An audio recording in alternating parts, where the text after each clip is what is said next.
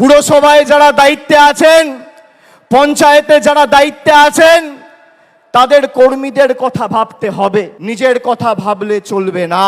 পুরসভার নির্বাচনে আমি পুরসভার কাউন্সিলরের টিকিট পাবো, আমার ওয়ার্ড থেকে আমি জিতবো, আর লোকসভা বিধানসভায় দল প্রত্যাশিত আর আশানুরূপ ফল করবে না, আপনার বিরুদ্ধে দল ব্যবস্থা নেবে, যত বড় নেতার ছত্রছায়ায় আপনি থাকুন।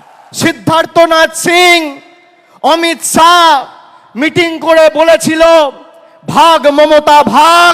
আজকে বিজেপি নামক রাজনৈতিক দলটাকে বাংলার প্রত্যেকটা প্রান্ত থেকে বাংলার মানুষ প্রত্যাখ্যান করে যদি পার্থ চ্যাটার্জির বাড়িতে রেড করে ইডি তাকে গ্রেপ্তার করে, তাহলে স্বাধীন ভারতবর্ষের সর্ববৃহৎ কেলেঙ্কারি নিট কেলেঙ্কারি, সেই নিট কেলেঙ্কারিতে প্রশ্নপত্র ফাঁস হওয়ার কারণে ইডি কেন ধর্মেন্দ্র প্রধানের বাড়িতে রেড করে তাকে অ্যারেস্ট করবে না?